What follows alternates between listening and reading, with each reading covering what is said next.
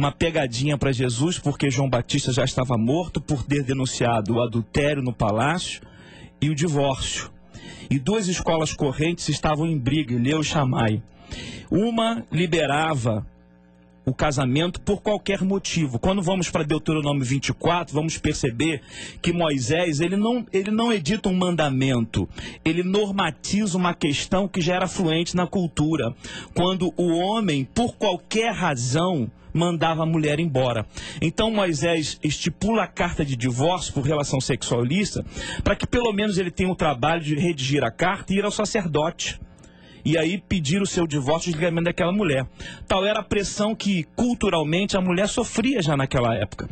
Entretanto, Jesus, quando fala que a dureza do coração, ele trata do aspecto do homem, mesmo que violentado pelo adultério, não consiga mais viver com a mulher, ou a mulher violentada pelo adultério como parte ofendida, não consiga mais viver com o homem.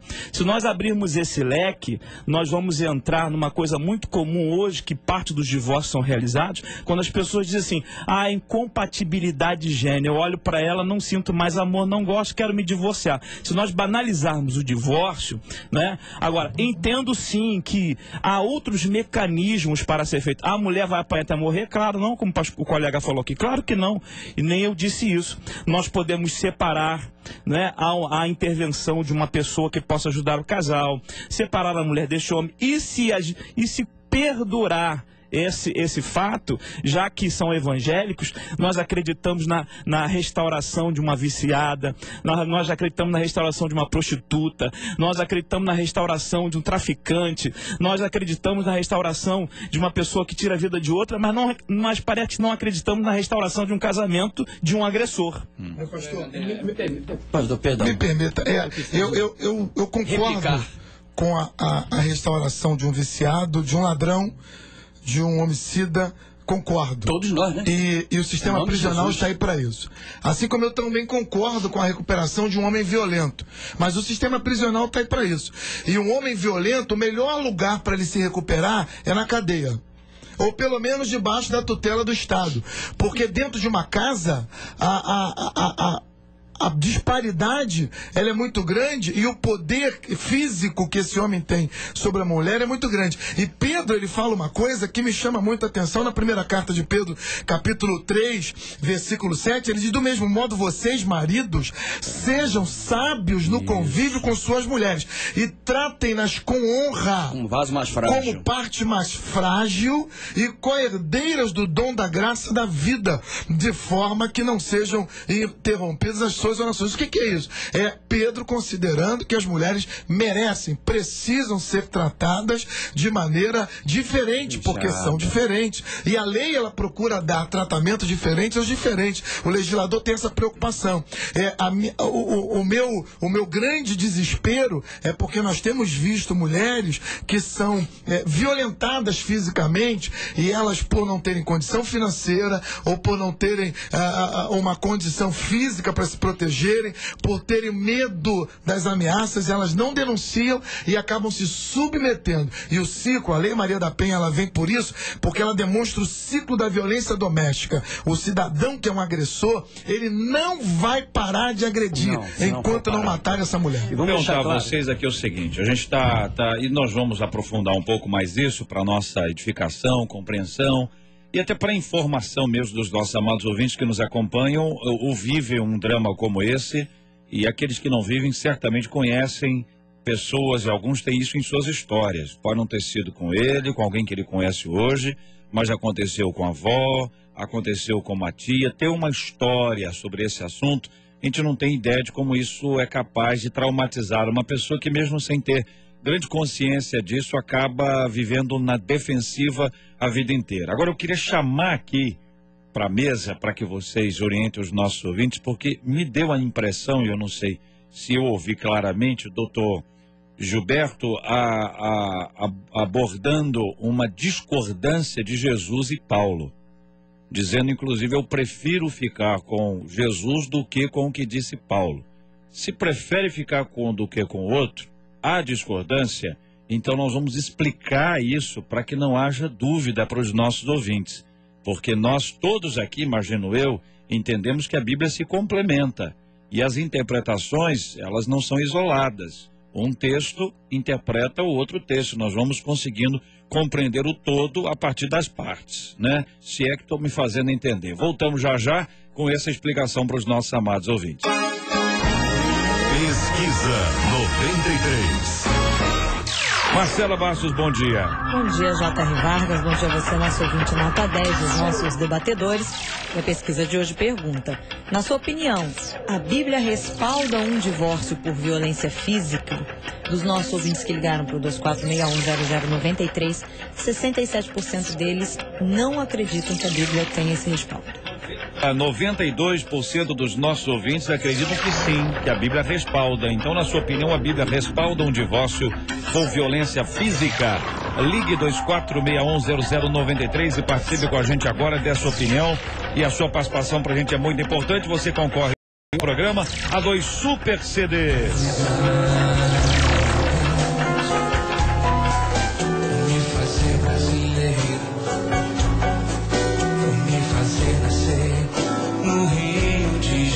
Esse é o pastor Emerson Pinheiro, CD de presente pra você também.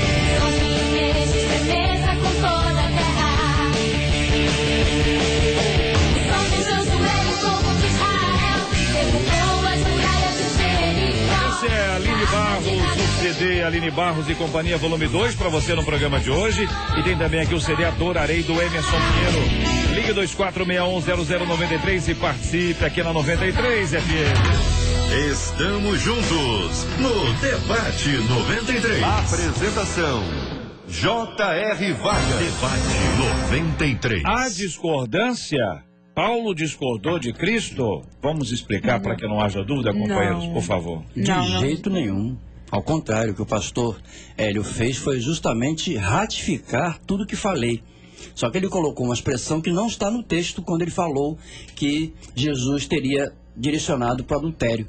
É só olhar Deuteronômio, que é livro de normas e regras, e lá está muito claro: se o homem acordasse de manhã, olhasse para a mulher e ela tivesse com o cabelo despenteado, citando um exemplo, ele poderia declarar divórcio. Moisés vai e cria o regramento para acontecer isso limpidamente. É interessante, irmão, nós lemos pouco Deuteronômio, Números e Levítico. É importante que o povo leia o texto sagrado. E aí Jesus, quando é colocado à prova, as 2 escolas muito bem citadas pelo pastor, ele vai e sai, como sempre Jesus fez, em todos os instantes. Ele sai do lugar comum, sai do específico e vai para o geral. E Jesus vai dar a explicação que depois Paulo vai especificar. Então não há discordância. Paulo traz uma vertente. E aí, aqui com 3 pastores presentes, longe de mim, um mero advogado, discutir teologia, mas sim colocar a visão bíblica. E aí a gente conhece um pouquinho de mais de 30 anos de EBD. Nessa linha que Jesus amplia, e amplia muito, irmãos. Tem sido conveniente para a igreja, ao longo do tempo, que comprou a ideia: ruim com ele, pior sem ele. Briga da mulher, ninguém mete a colher. A igreja comprou essa ideia, irmãos, ao longo do tempo. E aí nós estamos pregando na igreja que a mulher apanhe, porque Deus vai agir. Apanhe, porque Deus vai agir. Apanhe, porque Deus vai agir. Deus já está agindo, te orientando a procurar socorro em outros lugares. Então não há discordância. A meu sentir, nenhum. Eu não entendo Não, assim. é o que o senhor usou essa expressão. Não, eu prefiro. Vocês estão a com visão Paulo, de Jesus, prefiro ficar com Jesus. eu A creio- visão bíblica. Deixa eu que responder, porque eu Jesus- fui citado pelo Não doutor. foi citado.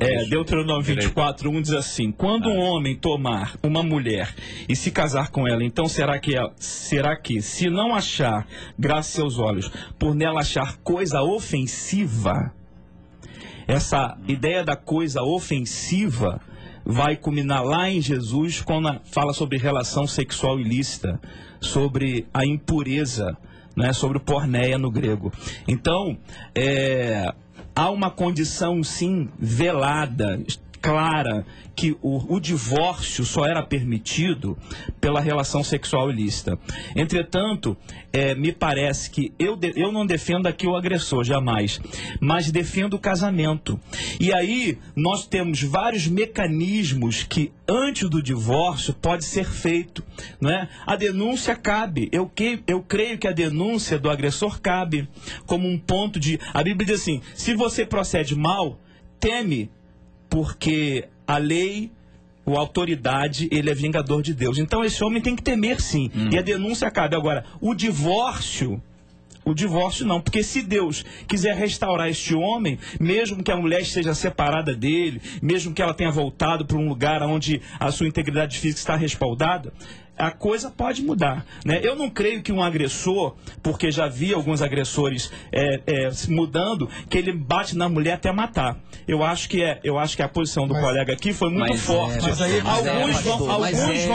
Alguns vão levar a morte, mas nem todos. Agora, mata o espírito, mata o amor, mata o coração, mata a vida. Mas ninguém está defendendo a agressão aqui. Ninguém está defendendo a agressão. Eu estou em defesa do casamento.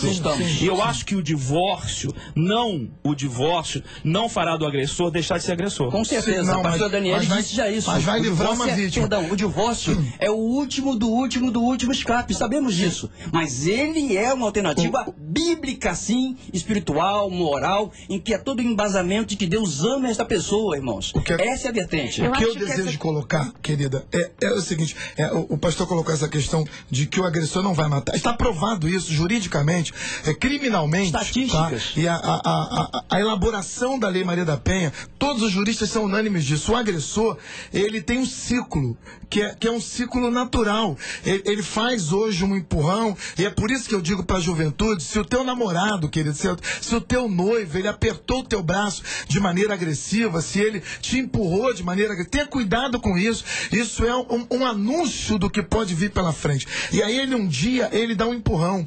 No outro dia, ele acaba dando um tapa. E depois ele chora, ele pede perdão. No terceiro dia, ele vai e aumenta essa agressão. E aí, daqui a pouco, ele tem uma crise de consciência, mas ele vai culminar e todas as estatísticas mostram isso. Isso é uma progressão. Se ele não tiver alguém para coercitivamente impedi-lo, ele vai progredir nesse sistema de agressão. E quando o pastor Gilberto falou na questão do casamento como contrato, eu só quero diferenciar a minha posição e dizer que eu vejo o casamento como uma aliança. Porque as nossas alianças, elas são firmadas para a eternidade.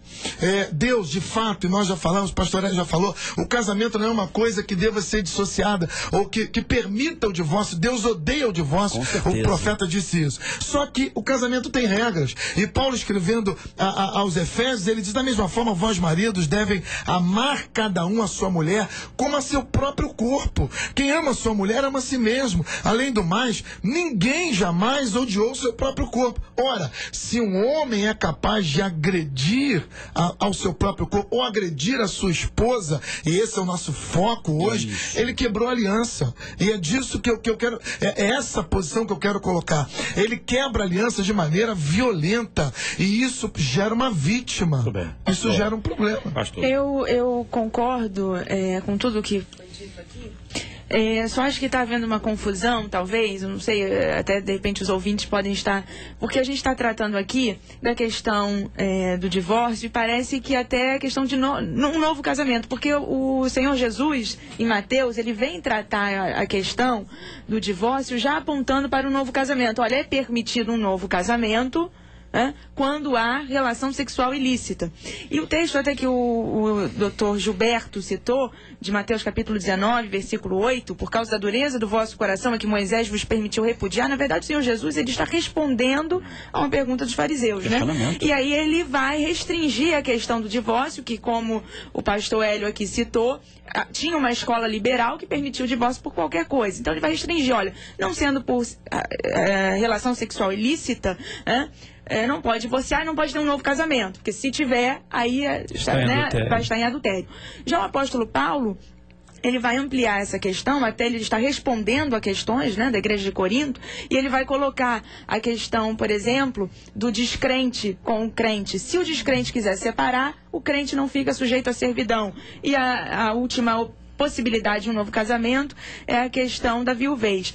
Mas o que está em pauta aqui, o que a gente está discutindo, é a questão o ponto aí também é o seguinte, pastor, é que essas coisas não são contraditórias, elas são complementares. Elas são complementares. Então, qualquer indivíduo que for estudar o assunto, qualquer assunto na Bíblia, qualquer assunto, ele vai buscar os textos bíblicos relacionados a esse assunto, e a partir disso ele tem um consenso. Exatamente. Ele vai estudar, vai meditar, vai trabalhar essa temática a ponto de chegar no nível da conclusão. E tem o texto que eu citei inicialmente, que é a primeira carta aos Coríntios, capítulo 7, versículo 10 e 11, que coloca ainda essa outra possibilidade da esposa ou do marido se separarem, mas não se casarem novamente. Eles têm duas opções, ou eles